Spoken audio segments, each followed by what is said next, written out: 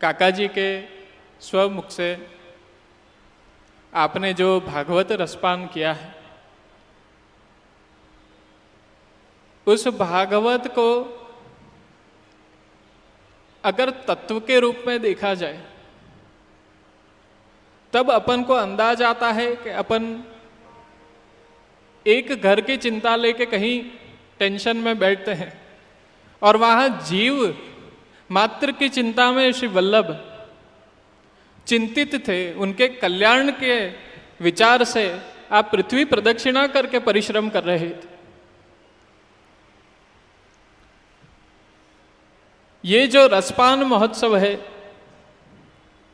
जो देश विदेश में आपके स्वर्ण जयंती महोत्सव के रूप में किया जा रहा है, वो वास्तव में वल्लभ कुल के लिए, हम जैसी युवा पीढ़ी के लिए और वैष्णव समाज के लिए एक बहुत अभूतपूर्व घटना है।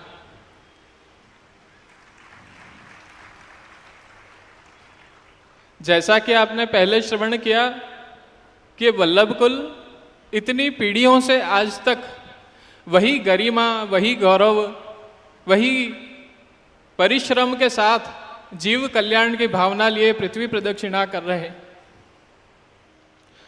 मैं पूज्य काका जी को इस स्वर्णिम जयंती महोत्सव के अवसर पर खूब खूब बधाई देता हूं और आपके परिश्रम की हम लोग खूब खूब सराहना करते हैं। साथ साथ संप्रदाय की युवा पीढ़ी को और इवन आचार्यों की युवा पीढ़ी को आप साथ में रख के इस तरह से एक पृथ्वी प्रदक्षिणा कर रहे हैं, ये बहुत ही एक बड़ी बात है। खूब पूज्य काका जी के वाणी में तो मुझे लगता है कि ये 7 दिन भी बहुत ज़्यादा हैं, शायद दूसरे तीसरे दिन ही श्रीनाथ जी के आपको दर्शन हो गए होंगे। और श्री काका जी को ये जो 50 कंट्री का जो भ्रमण की जो यात्रा है, उसके लिए खूब खूब शुभकामना देता हूँ और श्री द्वारकाधीश प्रभु के युगल चरणों में यही अभ्यर्थना करता हूँ कि आपकी ये यात्रा सुखद समाप्त हो और आप सभी की मंगलमय कामना श्री प्रभु चरण के युगल स्वरूप में, युगल चरणारविंद में करते हुए मैं विराम देता हूँ। शुभम भवतु। श्री वल्लभ मंच पर विराजमान श्री द्वारकेशदास जी અને સમસ્ત વલ્લભકુલ પરિવારને નમન કરીને અને ખાસ કરીને તાજી માટે એક વસ્તુ કહેવી છે કે જેમની વાણીમાં, જેમનામાં સાક્ષાત વ્યાસજીનો જ અંશ બિરાજતો હોય,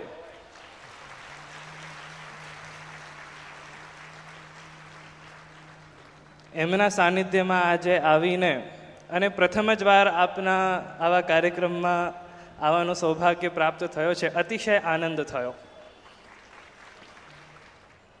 અને પૂજ્ય શ્રી દ્વારકેશનાથજી કાકાજી, આપના શ્રીમુખથી આપે ભાગવત સાંભળ્યું અને આપની ખૂબ જ સરળ ભાષા છે। મને એવું લાગે છે કે ભાગવત વિષય એ એમ જોઈએ તો ઘણું અઘરું છે, એટલું ઇઝીલી સમજાય નહીં, પણ આપની સમજાવવાની શૈલી, ભાષા એટલી સરળ છે, એટલી સુંદર રીતે આપની પ્રસ્તુતિ છે કે જેને કંઈ ન આવડતું હોય એ પણ ભાગવત સમજી જાય એવી આપની સુંદર વાણી છે। સ્વર્ણમ જયંતી મહોત્સવમાં પૃથ્વી પરિક્રમા મહોત્સવ એ ચાલી રહી છે, તો એ યાત્રા જે આપની ચાલી રહી છે એ બધા વૈષ્ણવ માટે છે, વૈષ્ણવના હિત માટે છે। તો આપની ખૂબ સુંદર રીતે એ યાત્રા પરિપૂર્ણ થાય એવી અમારી ખાસ શુભકામના અને સર્વે વલ્લભકુલ આચાર્યોને મારા નમસ્કાર। તો આટલું કહી હું મારું વક્તવ્ય પ્રભુના ચરણોમાં સમર્પિત કરું છું। અહીંયા જ્યારે આવ્યો, એન્ટર થયો, દ્વારકેશ કાકાજીના આપશ્રીના વચનામૃત યુટ્યુબ ઇત્યાદિ પર, વોટ્સએપના મીડિયમથી પણ બધી જગ્યાએ આવતા હોય એ તો સાંભળતા જ હોઈએ, પણ અહીંયા જ્યારે અમે આવ્યા અને બેસ્યા તો એ જે લાઈવ જે એન્વાયરમેન્ટ હોય છે એમાં જે ભક્તિમય વાતાવરણ હોય છે એ તો અહીંયા જ શક્ય છે, એ બીજે નથી, એ તો હકીકત છે।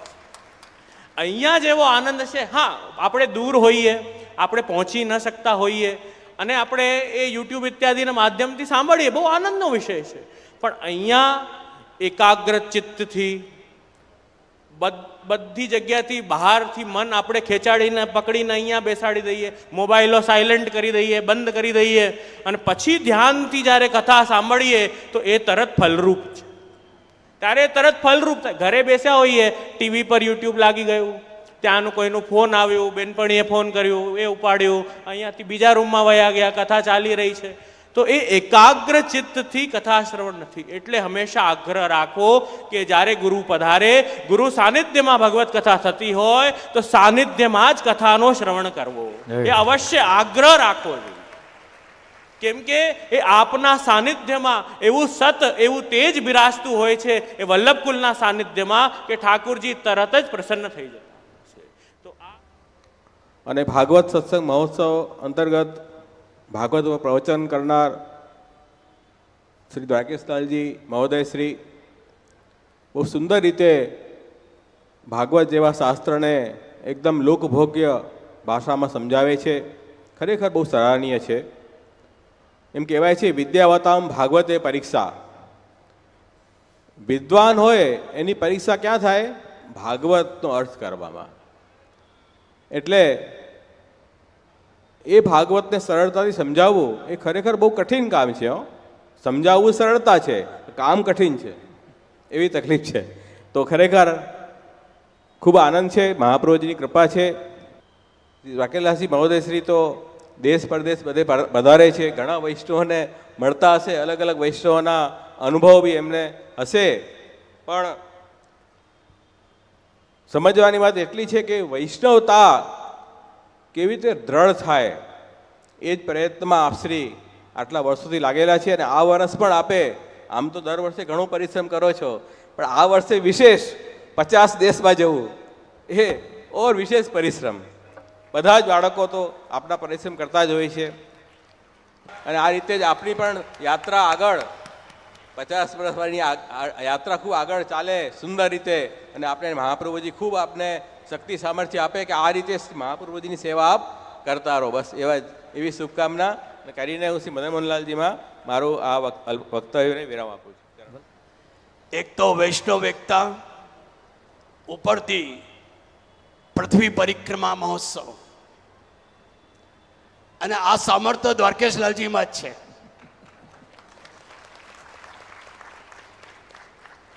પણ બે ઘડી આપણે જીવીએ એના પહેલા મારું મન એમ થઈ ગયું છે કે થોડાક દ્વારકેશલાલજીના હું વખાણ કરી દઉં.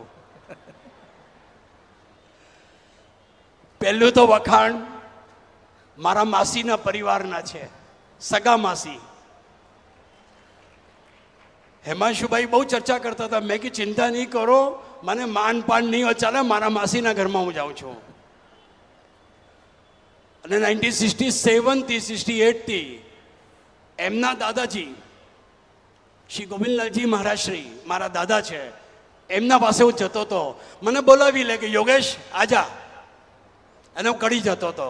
ત્યારે તો આપશ્રીનો જન્મ પણ ન થયો અને પ્રાગટ્ય ન થયો. આપશ્રીએ પૃથ્વી પરિક્રમાના અંતર્ગત એટલા બધા ગામના દેશોના નામ ગણાવ્યા. મારે તો ગણતરી પૂરી થઈ જશે પણ ગામ પૂરા નહીં થાય. પણ એક વખાણ હું કરીશ આપશ્રીના, કે આપે તો ખરેખર શ્રી ગોવર્ધન ધરણને ધારણ કરી દીધું છે. મને યાદ છે કે પહેલી વખત ઓસ્ટ્રેલિયામાં હું જ્યારે ગયો, કોઈ બાળક નહીં પધારતા હતા, કેવલ આપશ્રી જ પધાર્યા છો. એકતા, વૈષ્ણવ એકતા મહોત્સવ તો આજે મનાવીએ, પણ હું સમજુ છું કે 99 થી વૈષ્ણવ સંઘની સ્થાપના કરીને આપે વૈષ્ણવ એકતાને સ્થાપિત પહેલા જ કરી દીધું છે. અને અહીંયા સુધી હું કહું છું, એક જ કન્ટ્રીની વાત કરીશ, આપે તો બે જ નામ ગણાવ્યા કે સિડની અને મેલબોર્ન, પણ ખરી રીતે 3 બીજા પણ નામ છે અને કદાચ ચોથું પણ આવશે. એમાં આપે એડિલેડમાં પણ હવેલીનું નિર્માણ કર્યું, આપે બ્રિસ્બનમાં, પર્થમાં ભૂમિપૂજન અને સાથે સાથે હવેલીનું નિર્માણ ચાલે છે. અને કદાચ ભવિષ્યમાં હવે કેનબરામાં પણ થઈ જશે. પણ એમની હિંમત જોઈને આજે હું દાદા તરીકે મારામાં હિંમત આવી ગઈ કે મારે ઓસ્ટ્રેલિયા જવું જોઈએ. આ ઇલેક્ટ્રોનિક યુગમાં યુટ્યુબ એવું સશક્ત માધ્યમ થયું છે, લોકો ઘેર બેસીને સાંભળે છે. અને એમાં અમારા દ્વારકેશ લાલજીને તો સૌથી વધારે સાંભળે છે પૂરા વિશ્વમાં. વલ્લભના સિદ્ધાંતોને ઘેર ઘેર સુધી એમણે કથાના માધ્યમથી પહોંચાડે છે. આ એક બહુ શ્રેષ્ઠ કાર્ય થઈ રહ્યું છે અને હું તો એ માનું છું કે અમારા આચાર્યો, વડીલ આચાર્યોની અનુકંપા, એમના આશીર્વાદ કે જનસાધારણ સુધી અને વિશ્વના અનેક દેશોમાં. અને મને ખ્યાલ છે કે હું 95માં સૌથી પહેલાં ઓસ્ટ્રેલિયા ગયો હતો, એટલા વર્ષો પહેલાં. એના પછી દ્વારકેશ બાવા તો દર વર્ષે ત્યાં પધારીને, હવે તો અનેક જગ્યાએ ત્યાં હવેલીઓનું નિર્માણ પણ થયું છે. એક ખૂબ સુંદર કાર્ય ભગવત કૃપાથી એમના દ્વારા થાય છે. અને આપના જેવા વૈષ્ણવો એમને જે સહયોગ આપે છે એ પણ ખરેખર આપ લોકો ધન્યવાદને પાત્ર છો. ખાસ તો અમારા દ્વારકેશ બાવાનો સ્વર્ણ જયંતિ વર્ષ છે. એક પિતા તરીકે અમારા ખૂબ ખૂબ આશીર્વાદ અને શુભકામના એને હું આપું છું કે પૂરા 50 વર્ષમાં 50 દેશોમાં ફરવા માગે છે અને એનો પ્રયાસ પૂર્ણ થાય. અને શેના માટે? ફરવા માટે નહીં, આપ વૈષ્ણવોને પોષણ આપવા માટે. પોષણો તદનુગ્રહ, વૈષ્ણવોને પોષણ મળે, એમાં ભક્તિભાવ વધે અને શ્રી વલ્લભના માટે એમનો અનુરાગ વધે. જો ભાગવતનું પરમ ફલ પણ એ જ છે કે પ્રભુમાં પરમ સ્નેહ ઉત્પન્ન થવો. અને આ કથા દ્વારા જો આપનામાં પરમ સ્નેહ, પરમ અનુરાગ ઉત્પન્ન થાય અને આપના બધામાં વૈષ્ણવતા જાગૃત બને, એવી હું મંગલ શુભકામના આપને આપું છું.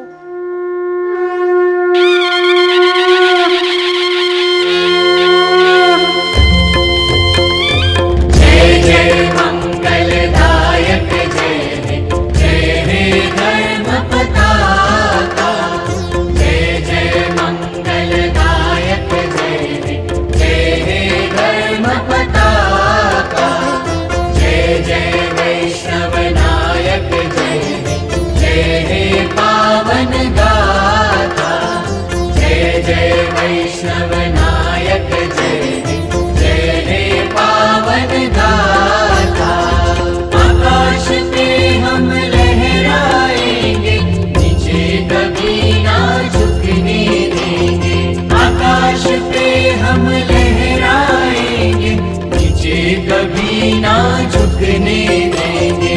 अमर शान हो इसकी जग में, इसके लिए मिट जाएंगे.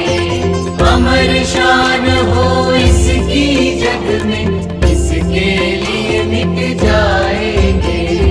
जय जय मंगलदायक जय हे धर्म पताका. महाप्रभु जी और पुष्टि मार्ग के ये कवीश्वर जाएंगे. महाप्रभु जी और पुष्टि मार्ग के ये कवीश्वर जाएंगे. जिसमें गूंजे धर्म हमारा ऐसा कर दिखलाएंगे. जिसमें गूंजे धर्म हमारा ऐसा कर दिखलाएंगे. जय जय जनहितकारक जय हे धर्म पताका. जय जय जनहितकारक जय हे धर्म पताका. जय जय मंगलदायक जय हे धर्म पताका. जय जय मंगलदायक जय हे धर्म पताका. जय जय वैष्णव नायक जय हे पावन गाथा. जय जय वैष्णव नायक जय हे पावन गाथा. जय हे जय हे